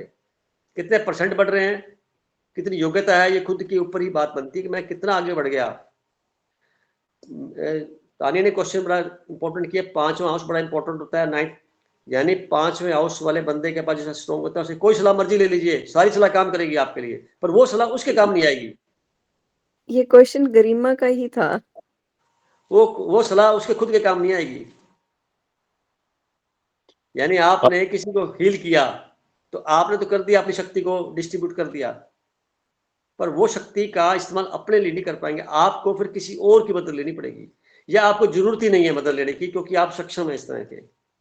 तो अगर आप ऐसा फील करेंगे तो आपको मेडिटेशन के माध्यम से, अच्छा एक बात और बताता हूँ मैं आपको, मेडिटेशन क्या होता है, याद करने की टेक्निक ही तो है। हम किसी से परिचय प्राप्त होगा तो याद कर लिया, अब हमें याद ही कोई नहीं, अज्ञात में है, तो उसको फिर कैसे महसूस करेंगे? उसके करने के लिए हमें उस तरफ अपना आपको बिना किसी प्रयोजन के लगाएंगे, कुछ भी नहीं सोचेंगे भी क्या होने वाला क्या नहीं, पर मेरा मकसद इतना ही है कि मैं अपने आप को जान लूं, तो शुरुआत कहां से होगा? मैं अपने आप को, मैं कौन हूं से शुरू होगा। मैं कौन हूं पता लग गया तो वो ऑटोमेटिकली पता लग गया। जैसे कोई किरण है सूर्य की और वो जानना चाहती कि मैं कौन हूं और जान लेवे, तो महासूर्य की बात कर रहा हूं, तो वो ऑटोमेटिकली उसी से निकल के आया है, पता लग जाएगा उसको मैं वही हूं। या कोई समुद्र की लहर है, लहर सीधी जा रही है ऐसे, अगर वो उल्टी होकर के अपने आप को देख ले, मेरा तो वो सोर्स था। इसके लिए प्रयास करना पड़ेगा, ये अपने आप नहीं होगा। 3 चक्कर हमारे जागृत होते हैं, 1 चक्कर निकुटर होता है, चौथा वहां पहुंचने के बाद 3 चक्कर जागृत करने पड़ते हैं। यानी पानी नीचे तो आ रहा है, ऊपर करने के लिए थोड़ा हमें मेहनत करनी पड़ेगी, स्वतः कुछ नहीं होगा। इसीलिए तो देवता लोग तरसते हैं कि हमारे पास शरीर ही नहीं है, और पशु लोगों के पास सारा कुछ, शरीर भी होता है, मन भी होता है, उसके बावजूद नहीं कर पाते। मनुष्य कैसा है कि इधर भी जा सकता है, इधर भी जा सकता है, तो चॉइस का लाभ लीजिए, मैं तो इतना ही कहूंगा। किंद्रा जी ने क्वेश्चन रेज किया है, स्वागत है भाई साहब, बोलिए। नहीं, मेरा क्वेश्चन रेज नहीं किया मैंने, मैं इस बातचीत में शामिल होने के लिए परमिशन मांग रहा था। भाई साहब स्वागत है आपका, बहुत ढेर आपका स्वागत है, बोलिए आप तुम्हारे आदर नहीं है, बोलिए। गरिमा ने ये कहा कि हमारा क्या उद्देश्य यही है ना, कहीं उद्देश्य में भटकाव जैसा, मैं भटकाव नहीं कहूंगा शायद, या समझ है जो समझता हूँ। हम आए शायद इसलिए कि हम अपने संस्कारों से मुक्त हो पाए। जो छापे हम लेके आए हैं, जो इम्प्रेशंस हम लेके आए हैं, चाहे वो हमने अर्जित किए या हमें प्रारब्ध में मिले, उनसे मुक्त हो पाए सर। और जो जो जो सिस्टम, जो तरीका आप समझा रहे हैं, उसके माध्यम से हम जैसे आए थे वैसे पहुंच पाए। क्योंकि आए उसके बाद में बहुत सारे इम्प्रेशंस हमने कैरी किए, बहुत सारे थॉट्स हमने लिए, बहुत सारे हमने इस तरह से क्रियाकलाप किए। अच्छा, बहुत सारी चीजें हमने इकट्ठी कर ली सर, और हम उनसे मुक्त हो पाए। एक चीज तो ये, और इस संबंध में दूसरी चीज ये कि क्या यही हमारा उद्देश्य है जो गरिमा जी ने प्रश्न किया? हाँ, देखिए, हमारा जो उद्देश्य है हर दिन इवॉल्व होगा सर। एक स्टूडेंट के जो उद्देश्य है, जो लक्ष्य है, वो डिफरेंट, और जो हम यहाँ पे बैठ के किसी और चीज के बारे में बात कर रहे हैं कि बस खत्म कर दें, आगे आने जाने वाला चक्कर जो है समाप्त हो जाए। ठीक है, ये हमारा एक लक्ष्य हो सकता है। दूसरी बात इनकी, इसका एक बड़ा खूबसूरत सा उदाहरण निकल के आता है सर। मैंने पहले भी एक बार इस चीज को डिस्कस किया था कि ये हमारा एक जीवन एक बिल्कुल एक पक्षी की तरह है सर, जिसके 2 पंख निकल के आ रहे हैं। तो एक तो आध्यात्मिकता की हम बात कर रहे हैं, एक हम सांसारिक जीवन की बात कर रहे हैं। से अगर आध्यात्मिकता का पंख अगर बहुत बड़ा या बहुत छोटा या है ही नहीं, तो हम सिर्फ से उड़ान नहीं भर सकते। वैसे वर्षा दूसरी तरफ भी हम इसी तरह से देख सकते हैं। तो हमारा जो जीवन, हम अपने आप को 3 तरह से देख पा रहे हैं। एक तो हम सिर्फ एक एक पशु मानव की तरह है, एक मानव की तरह है, एक दिव्य मानव की तरफ है, डिविनाइज्ड जो सोल हम बनते चले जा रहे हैं, जो हमारा इस मंच का उद्देश्य है। तो कोई भी संसार में कुछ काम कर रहे हैं, तो क्या हम उस भाव के साथ नहीं कर पा रहे हैं? क्या हम डिविनाइज्ड मानव की तरह जो भी काम हमें सुपुर्द किया गया है, जो प्रकृति ने, जो ईश्वर ने हमें दिया है, क्या हम उसके साथ हम रह के नहीं कर पा रहे? क्या ये हमारा लक्ष्य नहीं हो सकता?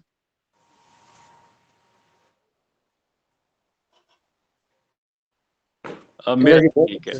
बहुत अच्छा बता रहे हैं, आपने सार बता दिया हाँ, कि जिस सॉरी, प्रकार मैं जितनी भी बीच में हमारी कुछ बोलूं मान्यताएं लगे हैं, भैया? धारणाएं हैं, हाँ, हमारे जितना हेलो। भी कुछ है, पहले से फोटो कॉपियां रखी मैं हुई हैं, चुका। मान्यताएं, धारणाएं, रीति रिवाज, संस्कार जो रिकॉर्डेड है पहले से, कई दस्तावेज बन चुके हैं, उन दस्तावेज को हमें कंबस्ट करना है। उसका एक ही रास्ता है, वो अल्टीमेट रास्ता है, मेडिटेशन। हर बंदे का रास्ता अलग अलग है, हर जीव का रास्ता अलग अलग है, किसी का किसी के साथ मिलान नहीं है। ये बात मानते हुए समूह में रह करके भी हम एक दूसरे से प्रेरणा ले सकते हैं आगे बढ़ने की, बावजूद इसके कि हम उस पर कंपैरिजन करें, ये गलत हो जाएगा। प्रेरणा लिया और अपना रास्ता खुद तय किया, क्योंकि जवाब आपको जो मन में उभरेंगे वो आप ही उसका सोल्यूशन भी वहीं से निकल के आएगा जहां से जवाब निकले हैं। तो आपकी अंदर की यात्रा खुद करनी पड़ेगी। आपकी एज के अनुसार अगर आप बात करें किसी से तो मजाक उड़ाया जाएगा, तभी इस उम्र में तो क्या क्या करना होता है, तो होते बूढ़े लोग करते हैं सारे। तो बूढ़े लोग यदि चले और कारतूस हो जाते हैं, उनका क्या लिंक होता है बताइए? शक्ति तो होती नहीं उनके पास, वो ज्यादा अपने डिंगे हाँक लेंगे, ये किया वो किया मैंने वो किया, कर तो कुछ शक्ति ताकत नहीं ना उनके पास। तो जो बचपन से ही आदमी संसार के अंदर रह करके परमात्मा के चिंतन के अंदर अपने आप को भी लगाता है, तो संभावना बढ़ जाती है उसकी कि जब वो उस उम्र में पहुंचेगा लास्ट पड़ाव में, तो बहुत कुछ ऐसा कर चुका होगा जिसको करने के लिए कई कई वर्ष कई जन्म लग जाते हैं। और अब चाहेगा, उसके बाद ऑप्शन होते हैं कि वापस गोता लगाना है या आगे बढ़ना है, ये चॉइस उसके पास आ जाती है। यहाँ तक पहुंचने के बाद में ध्यान करने की आवश्यकता नहीं होती गरिमा जी, वो एक स्टेज तक ही करना होता है। सारे काम ध्यान पूर्वक ही होते हैं, टोटली। बिगिनर्स के लिए जरूरी होता है कि मैं अपनी एकाग्रता बढ़ा लूं। ध्यान मतलब एकाग्रता को बढ़ाना। जब एकाग्रता बढ़ गई तो उसके बाद आप जो भी संसारिक काम करेंगे उसमें सफल होंगे, और आप परमात्मा की हाजिरी यानी उसको महसूस करते हैं कि मैं उसकी नौकरी में हूँ, मैं उसके अनुसार चल रहा हूँ, करता वही है, मैं करता नहीं हूँ, मुझे करवाया जा रहा है, गवाह के तौर पे अगर हैं तो आप काम करने मजा बहुत आएगा, उसको आनंद बोलते हैं। चाहे काम छोटा हो बड़ा हो, उससे कोई फर्क नहीं है। और जो संसार की चीजें हैं जिसके लिए लोग तरसते रहते हैं, वो स्वतः ही आपके पास चल कर आ जाएंगी, आपको लेनी ही होंगी। बस कितनी लेनी जरूरत है ले लो, कोई खास कुछ नहीं करना पड़ेगा। ये मैं अपने व्यक्तिगत अनुभव शेयर कर रहा हूँ आपके सामने भी। बड़ा हैरान रहता था मैं, ये क्या हो रहा है ऐसा, और मैं देखता हूँ तो मुझे लोग कहते हैं बड़े सफल हो गए। सफल तो इसलिए हो गए मैंने कुछ प्रयास ही नहीं किया, अपने आप होता चला गया और मैं बस बहता चला गया। तो भाई साहब का क्वेश्चन बड़ा इंपॉर्टेंट जवाब दिया इन्होंने। और कुछ मेरा कहना चाहते हैं? मैं कुछ मेरे साथ साथ दो चीजें और आप खड़ी करी तो मैं उनके टाइम नहीं लेना चाहूंगा। हाँ जी। ना सा कि आज मेरे एक स्टूडेंट इस ग्रुप में, हम दोनों बहुत अच्छे दोस्त भी हैं और 15-20 साल पुराने स्टूडेंट है। उसका सिस्टर पहचान रही है उन्हें, जगदीप को, है ना मोनिका दीदी? आपको मैं नंबर दिया था जी, एक, देहरादून। हाँ जी, हाँ जी, वही जी, जी, जी, वही भाई, देहरादून वाला। जी। अच्छा, ओके, ओके, ओके। को मैं इंटरेस्ट देख रही थी उनको। मोनिता सिस्टर की वजह से ही ये बातें हो पाई थी जब इनसे बात की थी, तो आज ही इन्हें वेलकम, तो वेलकम टू दिस ग्रुप। बोलिए बहन जी, आपका स्वागत है, क्या जानना चाहते हैं?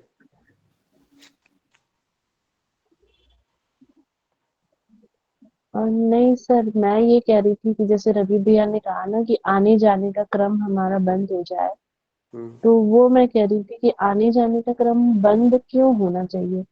फिर मतलब आप जब निष्क्रिय हो गए ना, फिर आने जाने का क्रम अगर बंद हो गया तो वो तो मनुष्य जन्म लेते रहे और कर्म करते रहे हम, वो क्रम बंद होना चाहिए क्या? मुझे ये पूछना था। जिसको जैसे कि धर्म में मोक्ष कहा गया है, अन्य धर्मों में सभी धर्मों में लगभग मोक्ष कहा गया है, लेकिन मोक्ष का मतलब ये हुआ क्या कि हम जन्म ना ले और हम मतलब हमारा जन्म वाला प्रक्रिया बंद हो जाए?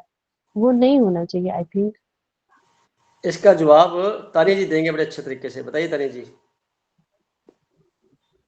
उनको बहुत हंसी आ रही है, बहुत मजा आ रहा है लग रहा है। बहुत देर से देख रही हूँ। नहीं, मुझे हंसी आज इस बात पे आ रही है ज्यादा कि आज ना गरिमा स्पॉटलाइट पे है और सब लोग ना उसकी क्वेरीज लेने के लिए इतने क्यूरियस है ना। मतलब 9th हाउस की जगह पे ना गरिमा हाउस बन गया है।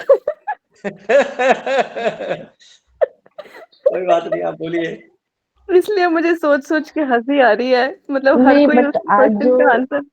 नहीं नहीं नहीं नहीं, आज जो बात हो रही है वो बहुत एक लेवल हाँ, की बात हो रही है, जो नहीं समझने अच्छा वाली है, बात है। बहुत अच्छा टॉपिक चल रहा है। बाकी तो सांसारिकता की बातें सब जानते हैं, लेकिन सर आज जो बता रहे हैं इट इज अबव ऑल, हम्म। बहुत गहरी बातें हैं। ऐसा होता है बहन जी कि ताने जी आगे फिर इंडोर्स करेंगी बात को। हर चीज का एक सर्कल है, पहले तो सर्कल समझना पड़ेगा आपको। सर्कल का मतलब ये होता है हर चीज अपने निर्धारित समय से, जैसे सुबह से शाम हुई, शाम सुबह हुई, एक सर्कल में चल रहे हैं, अपने समय बीत रहा है। किसी जीव का सर्कल होता है, पैदा होने के बाद बाल्यावस्था आई, फिर युवावस्था आई, फिर प्रौढ़ हुए, फिर उसके बाद बुजुर्ग हो गए, फिर छोड़ गए। तो जो आत्मा अंदर है उसके, यानी एनर्जी का जो प्रवाह है, वो उस पर कोई ज्यादा, वो उसकी तो उम्र लंबी है, जो मतलब वो अनादि से है, उसका कोई अंत नहीं है। कोई एनर्जी क्रिएट नहीं की जा सकती और एनर्जी को डिस्ट्रॉय भी नहीं कर सकते, वो तो रूपांतरित होती रहती है, वो तो होएगी, रूपांतरित होएगी, वहां भी कहीं टिकेगी नहीं। पर्पज पीछे सिर्फ ये रह जाता है कि हम अगर शमशान घाट को याद रखेंगे रोजाना, जैसे मैं बहुत पहले से कहता था कि हर चौक पे ना शहर के शमशान घाट होनी चाहिए, चौक पे होनी चाहिए, ताकि लोग सुबह सुबह काम पे जाएं तो पहले देखे शमशान मुर्दा जल रहा है यहाँ पे, तो मुझे भी यहीं जलना है कहीं आकर के, शरीर मेरा जलेगा यहीं पे आके। तो जब वो दृश्य सामने रहेगा, विजुअलेशन में रहेगा, तो क्या आप सोचते गलत काम कर पाएगा वो दिन भर में अपनी दुकान में बैठ के? नहीं कर पाएगा। वो 10 मिनट जाता है किसी धार्मिक स्थान पर, मत्था टेकता है, वो वहां भी पूरी तरह से ध्यान में नहीं होता, ध्यान कहीं और होता है, मत्था टेकता है घर पे कहीं और, बाकी के 23 घंटे 50 मिनट का कोई हिसाब ही नहीं है। फिर वही काम करेगा गड़बड़, और फिर वापस आके 10 मिनट टेक लेगा। What does it mean? क्या इसी के लिए पैदा हुए हैं और ये क्या सिद्ध करना चाहते हैं? इससे बेहतर है तो आप सर मेरा भी यही कहना था सर कि हमारी प्रैक्टिस ऐसी हो जानी चाहिए कि मेडिटेशन के लिए हमको बैठना ना पड़े, 24 आवर्स हम मेडिटेशन में रहते हुए कार्य करें, जैसे मन कि के हम आयाम पूरे यही है ना, ध्यान में। यस, मन के आयाम है, यही ये होना मन के चाहिए। आयाम है। आप नए जुड़े हैं, आप 2 साल से हमारी प्रैक्टिस चल रही थी पहले ही, मन के आयाम में शामिल होता है ये। नहीं मैं जी जी क्या होता है, आना जरूरी नहीं है, क्या हमारे हाथ में है? क्या आप अपनी मर्जी से पैदा हुए हैं? मैं आपसे पूछ लूं तो नहीं पैदा हुए ना। नहीं किसी चक्कर के, किसी अदृश्य चक्कर के तहत आपका जन्म धरती पर हुआ, और धरती पर जन्म हुआ, वापस भी तो वहीं से जाना है ना जहां से आप आए हैं। शरीर की यात्रा तो शमशान घाट पे 5 तत्वों के शिव विलीन होना, वहां चला जाएगा, पर जो एनर्जी का जो सोर्स जहां से आई है, वो तो एनर्जी तो वहीं जाएगी ना। अब इस एनर्जी को वहां क्यों करना चाहते हैं, इसके पीछे एक मोटो जो मुझे समझ में आता है, वो ये, इस संसार में रह करके हम कोई भी ऐसा कार्य ना करें जिससे हमारे अंदर जितने भी पहले से रिकॉर्डिंग है उसका कहीं प्रगाढ़ता ना हो जाए। जो पहले से धारणाएं हैं उनको हम इरेज करके निष्पक्ष होकर, जिसे प्योरिटी बोलते हैं, प्योर, क्योंकि हमारा जो बेसिक मूल स्वभाव है प्योर बना, प्योरिटी, सच्चाई, ईमानदारी, प्रेम, लव कौन सा? आप देखिए, आप किसी को देखते हैं, बड़ा फीलिंग होती है अच्छी सी भी, हक करने की इच्छा करती है, बहुत प्यारा इंसान है। मेल फीमेल को छोड़ दीजिए, दिमाग में मत रखिए, तो फिर बीच में विघन पड़ जाएगा। क्या कोई आदमी किसी से नहीं मिल सकता ऐसे अपनी भावनाओं को शेयर करके? ये भी बहुत बड़ी टेक्निक है ये।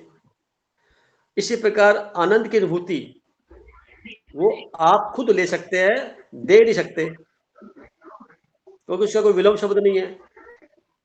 तो जब हम अपनी मर्जी से नहीं आए, नाम हमारा भी किसी और ने रखा हुआ है, श्वास भी कोई भेज रहा है, और काम भी पूरे लाइफ में हम 50% समय हमारा लोगों के लिए रखा हुआ होता है, उन्हीं का कर रहे होते हैं, तो खुद का क्या रहेगा फिर? आप तो प्रैक्टिस खत्म हो गई खुद के बारे में जानने की, समझने की, बैठने की, और इस हद तक कि मैं हूं कौन ये भूल गए।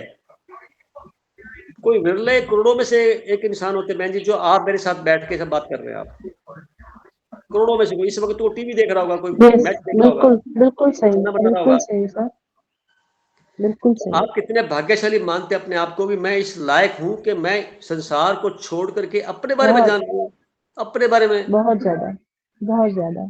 तो ऐसी स्थिति को आप साधारण समझ रहे हैं? नहीं, ये स्थिति असाधारण और अद्वितीय है, और जितने क्षण यहाँ लग रहे हैं सभी मेंबर्स के, मैं महसूस करता हूँ इस चीज को कि ये सारे का सारा समय उनके पिछले जितने भी किसी भी रूप के अंदर ऐसे कर्म थे जो कि कंबस्ट होने जरूरी थे, वो हो रहे हैं। क्योंकि इस वक्त कई हजारों पुण्य आत्माएं हमारे साथ हैं, आपके मेरे सबके चारों तरफ, वो सुन भी रही हैं ये बातें।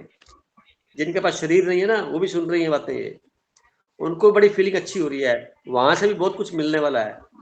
ब्रह्मांड से जुड़े हुए हम लोग इस वक्त, हम वार्तालाप कर रहे हैं ना, पूरा ब्रह्मांड। जब हम परमात्मा की सच्ची बात करने जा रहे हैं, जब भी कुछ सच्चाई की बात चल रही होगी, जहां सच मौजूद होगा, ब्रह्मांड की सारी शक्तियां हमारे साथ अंग संग जुड़ जाएंगी।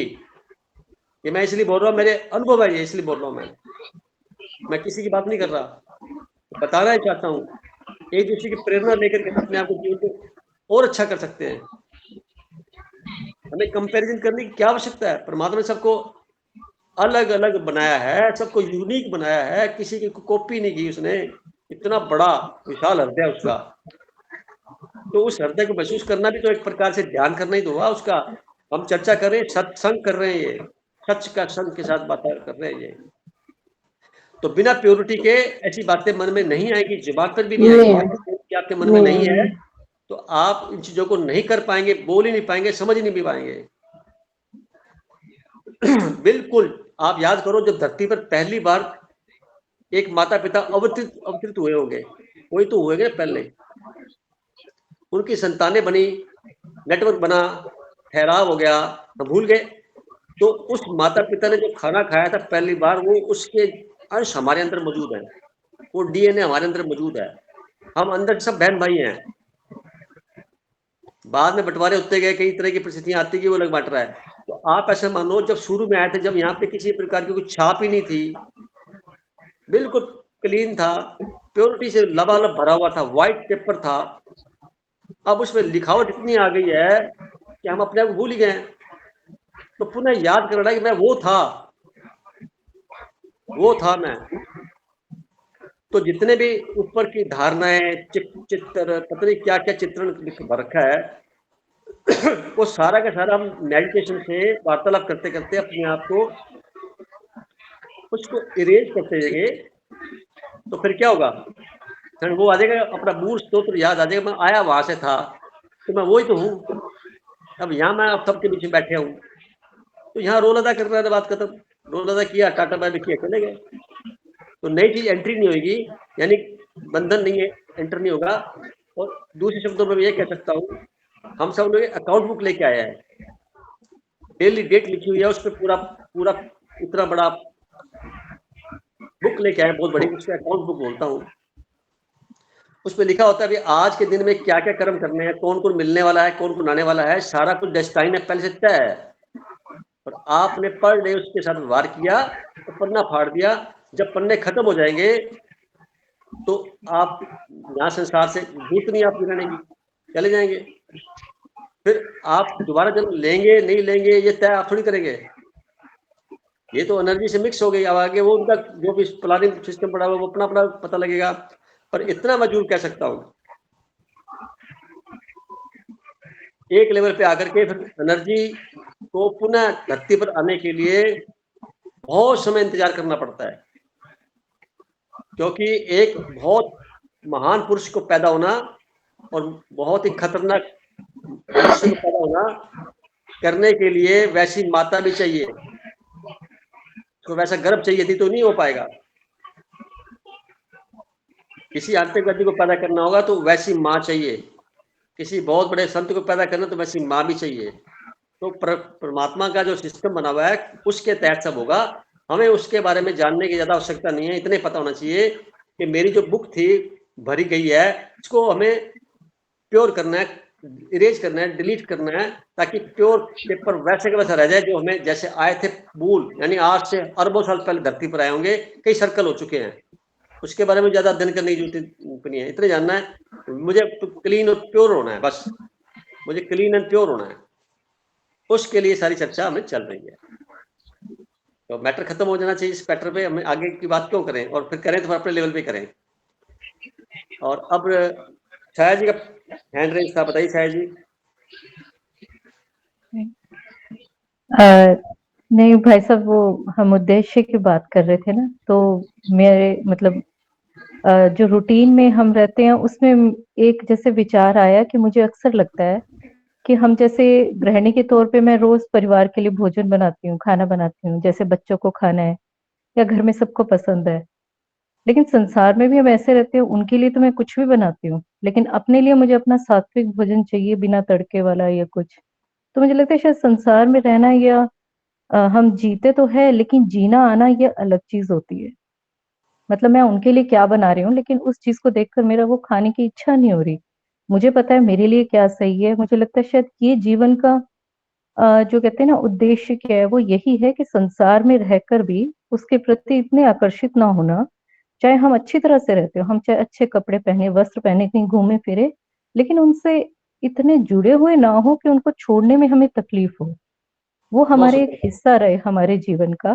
तो हम्म, अगर मैं अपने परिवार को सब अच्छा खिलाने के बाद लेकिन मेरी इच्छा नहीं होती, मुझे पता है मेरे लिए मुझे ये हल्का भोजन चाहिए, सात्विक चाहिए, मुझे लगता है शायद ये एक जीने का तरीका होता है जिसको हमें लगता है कि हम खुद महसूस करते हैं, और ये चीज हमें हम नोटिस खुद कर ले। हम्म, ये शायद मुझे लगता है जागना होता है, क्योंकि हम्म, परिवार में रह के, संसार में रहकर सिचुएशंस, सेम सिचुएशंस आपके जीवन में बार बार आती है।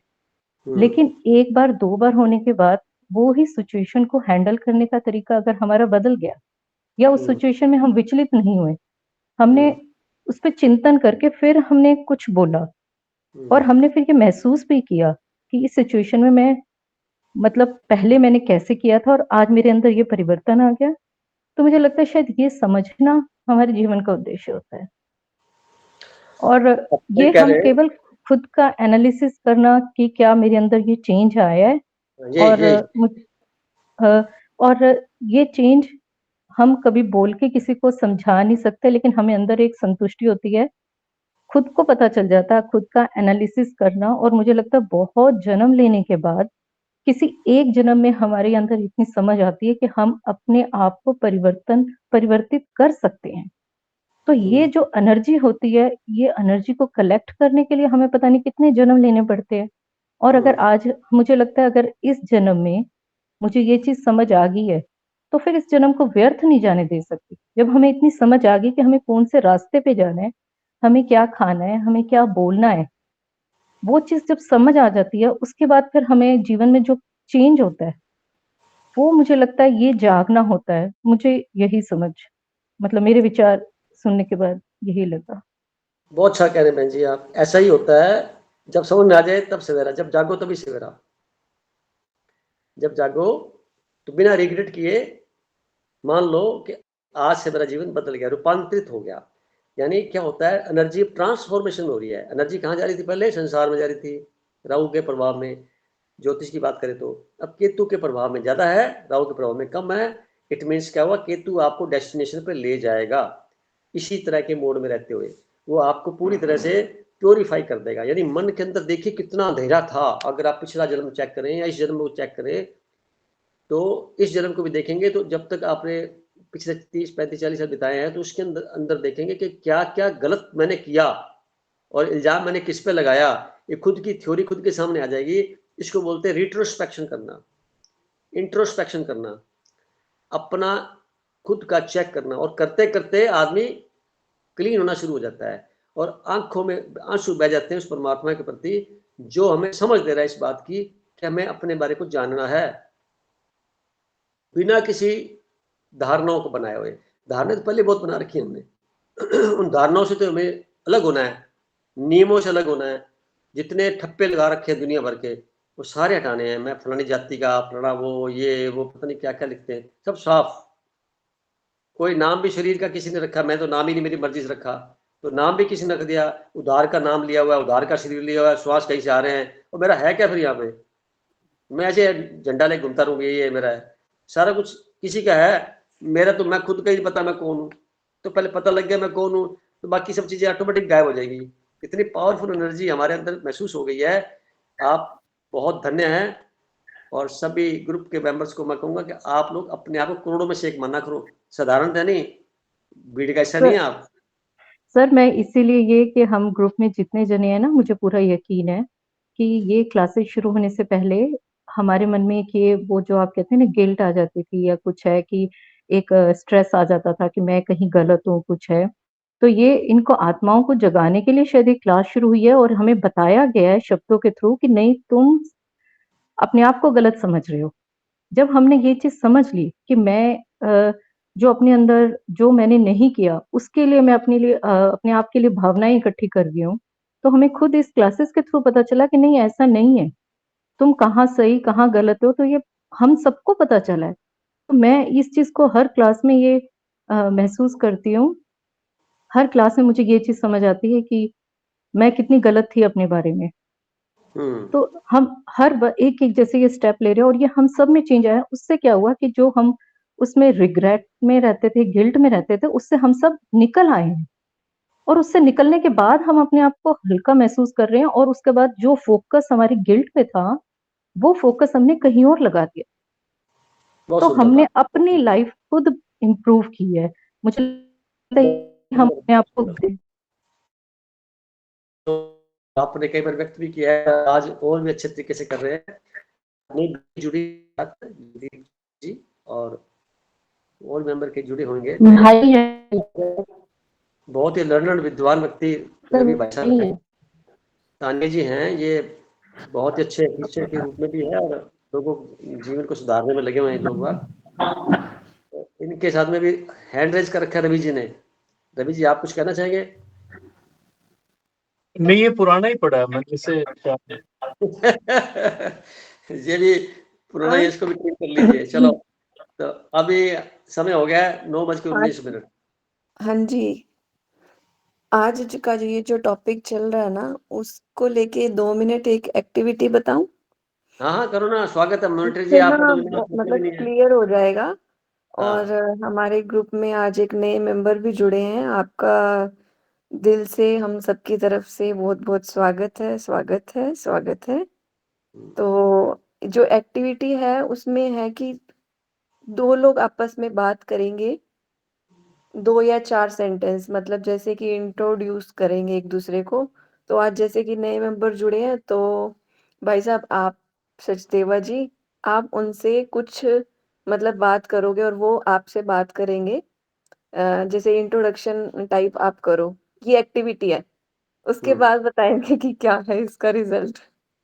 चलो बहन जी, जगदीप जी। नमस्कार सर। अच्छा, आप हैं, भाई साहब हैं, ठीक है। ऐसा है जगदीप जी, आपसे पूछा जी जाएगा सर। कि जगदीप जगदीप कौन? तो क्या जवाब देंगे? ऐसा नहीं पूछना है, स्पिरिचुअल नहीं, बिल्कुल ना नॉर्मल कन्वर्सेशन जैसे कि हम किसी से मिलते हैं तो 2-4 चीज़ें जो कॉमन पूछते हैं, सिर्फ वही पूछनी है। जगदीप जी आप कैसे हैं? बढ़िया सर, बहुत बढ़िया सर। आप बताइए सर। मैं हमेशा अच्छा रहता हूँ। जी सर। और क्या सोचते हैं आज के दिन के बारे में जो आज मीटिंग हुई? मैं सर अभी से मेरी बात हुई थी कल परसों में, और ऐसा बताया इस ग्रुप के बारे में सर ने मुझे, तो मेरी इच्छा हुई जुड़ने की। मेरे को भी काफी एस्ट्रोलॉजी इन चीजों को जानने का बड़ा मन करता है। तो मैं ज्वाइन करूंगा इसको और कोशिश करूंगा चीजें सीखने की। सो इसलिए मैं ज्वाइन हुआ और मुझे काफी अच्छा लग रहा है यहाँ पे। क्या अच्छा लग रहा है? मतलब ये आप जिस तरीके से समझा रहे हैं लाइफ का पर्पस क्या है, उसको जानने की कोशिश कर रहा हूँ। हालांकि जो अभी मेडिटेशन का जो कंसेप्ट आप बता रहे थे, मैं सच्ची बताऊँ आपको, मैंने काफी बार कोशिश की अपने पर्सनल लेवल पे ये मेडिटेशन ये करने की, लेकिन मुझे लगता है मेरा कंसंट्रेशन बन नहीं पाता है, फिर भटकाव जल्दी आ जाता है। और मैं चाहता हूँ कि मतलब मैं कर पाऊँ, लेकिन पता नहीं क्यों भटकाव सा आता है बार बार। तो मैं कोशिश कर रहा हूँ, शायद आपके साथ जुड़ के मैं उस चीज में सफल हो जाऊँ आगे। आपके अपने बच्चे को याद करना हो तो कितनी देर लगेगी? जी सर। अपने बेटे को याद करना हो कितनी देर लगेगी? मेरे बेटे का सर? हाँ। सर मेरी शादी नहीं हुई सर अभी। आप भी बेटे। चलो ठीक है। अपने मैं शादी नहीं की अपनी माता जी को याद करना होगा तो कितनी देर लगेगी? सर। वो तो बस रहती है, मन में रहती है मेरे। ख्याल आ ही आता रहता ही, बस साथ में रहता है। पिताजी को याद करना हो तो? जी सर, साथ में रहता है। मैं दूर रहता हूँ, मेरे पेरेंट्स यहाँ से दूर रहते हैं। मैं देहरादून रहता हूँ, यहाँ से काफी दूर रहते हूँ। मैं यहाँ जॉब करता हूँ। याद करने के लिए उनके पास जाना पड़ता है या वैसे याद हो जाते हैं? नहीं, वो सर बस रहता है, दिमाग में ख्याल आ ही जाता है, उस चलता रहता है यानी वो। यानी फ्रैक्शन ऑफ सेकंड्स में याद आ जाते हैं। बिल्कुल सर। एग्री? बल्कि अभी जब आप चल रहा था टॉपिक, आप बातें कर रहे थे कि हम एक ही पेरेंट्स से निकले हुए, हम सब भाई बहन ही है, तभी मेरे दिमाग में वही चल रहे थे, मम्मी पापा का ख्याल आ रहा था। यानी आप फिजिकली प्रेजेंट थे, मेंटली गायब हो गए थे। हाँ, मैंने कहा ना कि मेडिटेशन में मैं नहीं कर पाता, मैं सोचता हूँ मैं थोड़ा कॉन्सेंट्रेट कर पाऊँ, लेकिन तो फिर एक भटकाव आ बात जाता है बताइए, कभी। आप कहाँ के रहने वाले हैं? सर मैं यही उत्तराखंड का रहने वाला हूँ, अभी प्रेजेंटली मैं देहरादून में रहता हूँ, और बाय प्रोफेशन मैं टीचर हूँ, पढ़ाता हूँ बायोलॉजी। बहुत अच्छी और बात है। रवि सर का स्टूडेंट रहा हूँ मैं, गंगानगर में पहले रहा था सर 1998 में, और उसके बाद फिर मेरे फादर बीएससी में थे तो हम मूव कर गए थे वहाँ से। तो तो ये आप जब सब। रहते हैं देहरादून में तो वहाँ जागरण वगैरह होते हैं, धार्मिक आयोजन होते हैं, जागरण हाँ होते हैं? हाँ सर, यहाँ पे बल्कि जहाँ मैं रहता हूँ यहाँ पे एक स्वयंभू मंदिर भी है शिव जी का, टपकेश्वर महादेव करके, तो बगल में ही है, ये सारे आप भी कार्यक्रम गए चलते रहते होंगे? हैं। आप भी गए होंगे हाँ, वहाँ पे? जाता हूँ सर, मैं ओकेजनली जाता हूँ मैं। वहाँ क्या होता है? तो आरती होती है, संध्या आरती बड़ी अच्छी होती है वहाँ पे। आरती और क्यों करते हैं हाँ, आरती? महाशिवरात्रि का बहुत अच्छा, मतलब वहाँ पे आरती आयोजन क्यों होता है। करते हैं? आरती क्यों करते हैं? सर अगर मैं as a normal human being हूँ तो मैं तो शांति के लिए जाता हूँ, कि अभी थोड़ी देर मन शांत हो जाए और भगवान में मन लगे, नहीं, सांसारिक मोह से थोड़ा हट जाऊं थोड़ी देर ये के भी लिए। अच्छी बात है, शांति आप बाहर ढूंढ रहे हैं, अच्छी बात है, पर आपको पता होना चाहिए शांति बाहर नहीं है ना, शांति आप खुद हैं। यू आर हाँ बिल्कुल योरसेल्फ सही। Is peaceful soul. जी सर, बिल्कुल। अभी वो ना लेफ्ट हो गई सर, है शायद नेटवर्क इश्यू की हाँ वजह से। नेट हो गया कुछ। हाँ, जी तो मतलब जो ये कन्वर्सेशन हुई, इसका कहने का मतलब ये था, जब तक वो आते हैं तब तक हम शेयर कर लेते हैं। अब आप दो लोगों ने बात की, और सबसे ज्यादा जो है ना वर्ड क्या यूज हुआ वो चेक करना है हमें। मतलब दो वर्ड्स पे कंसंट्रेट था मेरा कि क्या क्या यूज कर रहे हैं हम वर्ड, मैं और मेरा, दो तरह के वर्ड यूज किए थे। और ये जो वर्ड है ना, ये हटा देना ही ना सब कुछ है। बिल्कुल सही कह रहे हैं। मतलब जो आज का टॉपिक है ना, वो उसका आंसर यही है शॉर्ट में, कि मैं और मेरा अपने लाइफ से ही हटा देना है और अपने रियल सेल्फ में आ जाना है। वही फिर उसके बाद ही हमारी ओरिजिनल नेचर तक हम पहुंच पाएंगे और अपने पर्पस तक पहुंच पाएंगे।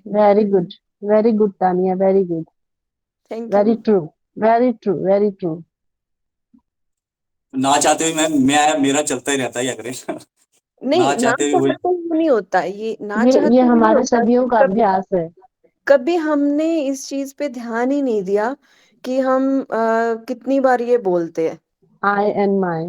अगर हम चाहें ना, अगर अब हम इस अवेयरनेस में आ गए हैं इस मोमेंट के लिए कि मैं और मेरा यूज नहीं करना है हमें, है ना, तो मैं की जगह हम कर सकते हैं। मतलब आईनेस की जगह हम वीनेस क्रिएट करना चाहते हैं ना पूरे यूनिवर्स में। हम यूनिटी चाहते हैं, तो अगर हम यूनिटी चाहते हैं तो मैं क्यों कहें, हम कहना चाहिए। और मेरा कहना है तो हमारा कहें, तो वो भी तो एक फीलिंग है ना। लेकिन कहीं कहीं पे बहुत ज्यादा जरूरी है कि भाई हाँ, बोलना पड़ता है, कहीं कहीं पे कुछ लैंग्वेज बैरियर भी होते हैं ऐसे, तो हमें बताना पड़ता है। लेकिन अगर हम वो वर्ड भी बोल रहे हैं ना, तो हम उस कॉन्शियसनेस में ना हो, मतलब आईनेस वाली कॉन्शियसनेस में, क्योंकि ईगो नहीं सवाल आनी तो चाहिए, सारा आई ईगो। कॉन्शियसनेस का ही है। हाँ। अभी ईगो अब नहीं आनी जैसे चाहिए। सोनिया दीदी, अभी कौन बोल रहा है साथ में मेरे? मोनिता। मोनिता दीदी और तानिया दो लोग बात कर रहे हैं। तो हम अभी कन्वर्सेशन शुरू करते हैं, तो देखते हैं कि हम कन्वर्स कर पाते हैं या नहीं कर पाते। मोनिता दीदी सामने तो आओ। I am in front. हम है सामने, ठीक है। दिखाई नहीं नजर दे रहे नहीं थे। आ रही है मोनिता, अच्छा नजर अच्छा, नहीं आ रही ठीक है। है ठीक है, हाँ हाँ, अभी अभी विजिबल हुआ है।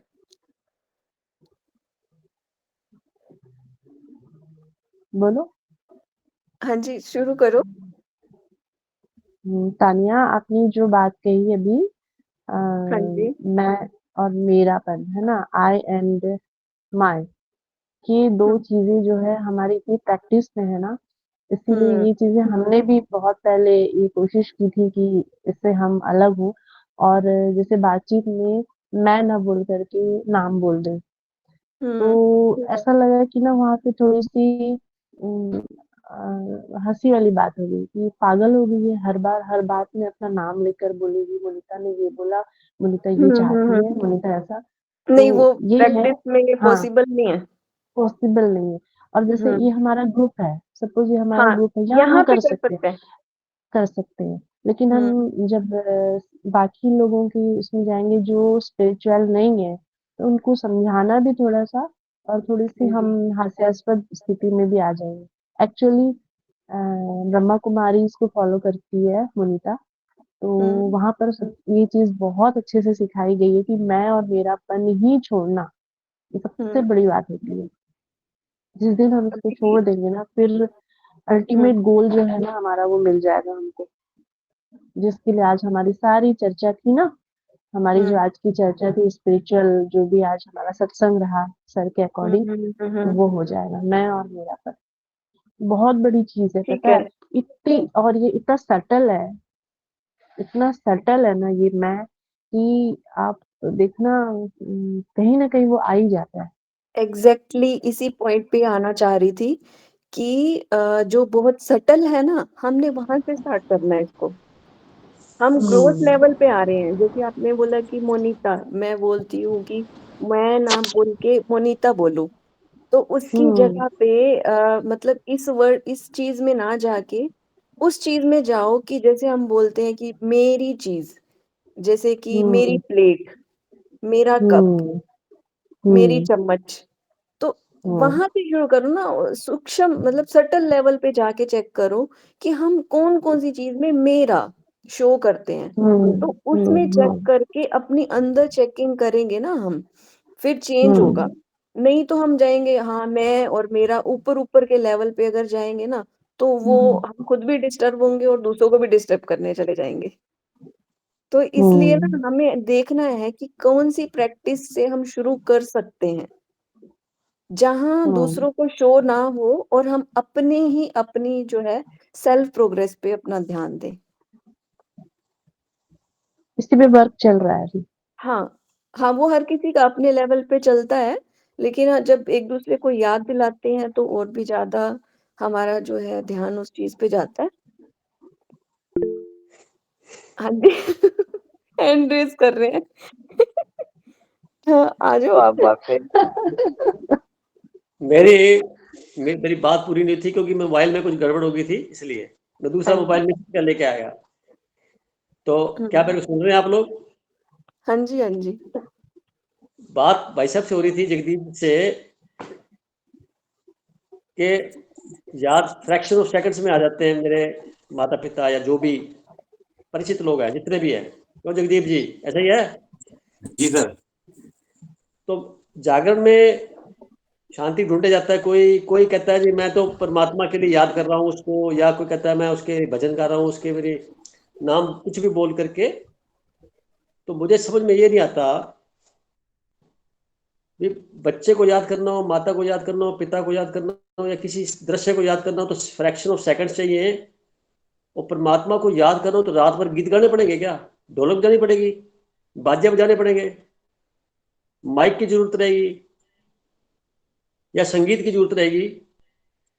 और रात भर बैठेंगे 8 घंटे याद करने के लिए, और पूछो किसी से, तो मैंने भी कई बार पूछा, आपसे पूछा भी, तो परमात्मा तो याद किसी को नहीं आया। खाना अच्छा था, गाने अच्छे थे, लोग अच्छे आए थे, माहौल अच्छा था, फलाना एमएलए आया था, फलाना एमपी आया था, फलाना आया था, वो आया था। इसके अलावा और क्या बचता वहां पे?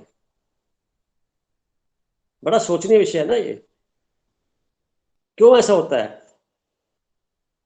क्योंकि हमारे पास परिचय प्राप्त नहीं है। याद वही आएगा जिसका हम जानते हैं, विजुलाइज कर रखा है, देख रखा है, महसूस कर रखा है, उसी को भी हम याद कर पाएंगे, दूसरे को तो नहीं कर सकते। यानी मन को नहलाना है। परमात्मा को याद करना मतलब मन को नहलाना। तो सरेआम पंडाल लगा के कार्ड बांट के शरीर को नहलाना है, कुंडी बंद बंद करके बाथरूम में। ये सच्चाई है। ये आडंबर के अलावा क्या हो सकता है? ये जरा सोचने का विषय है ना। ये आपके पास परमात्मा की शक्तियां मौजूद हैं, सभी के पास है। बताना मैं ये चाहता हूं, तानी जी ने प्रश्न छेड़ा तो बाद में उन्होंने क्लेरिफाई किया कि हम सब लोग उस सत्ता की एनर्जी को लेके सिम्टम लेके बैठे हैं। शांति हमारे अंदर है, हम खुद शांति हैं। पर आत्मा की ना ये दिव्य शक्तियां हैं, ये ब्रह्मा कुमारी सेंटर से सीखी गई हैं। मैंने वहां पे 93 मेंबर रहा, बहुत कुछ सीखा मैंने। तो वो चीजों को महसूस जब किया मैंने, तो पाया कि वास्तव में सही है। वो शांति है, खुशी है, हैप्पीनेस है, ब्लिसफुलनेस है, पावर है, प्रोस्पेरिटी है, प्योरिटी है, नॉलेज है। ये सारा का सारा हमारे अंदर पहले से ही मौजूद है। जब आए थे तो ये सब साथ जुड़ा था। धीरे धीरे इसके अंदर क्या हुआ, बाहरी आवरण का ज्यादा इस्तेमाल, आंख के बाहर देखती है ना, इसलिए ज्यादा इस्तेमाल होने से रिकॉर्डिंग सारी बाहर की ज्यादा हो गई। तो अपनी रिकॉर्डिंग के ऊपर दूसरी प्रोग्रामिंग फिट होगी। इस वजह से अपनी प्रोग्रामिंग भूल गए और बाहर की प्रोग्रामिंग पे चलने लग गए। देखा देखी, इधर देख लिया उधर देख लिया, उसमें चल पड़े।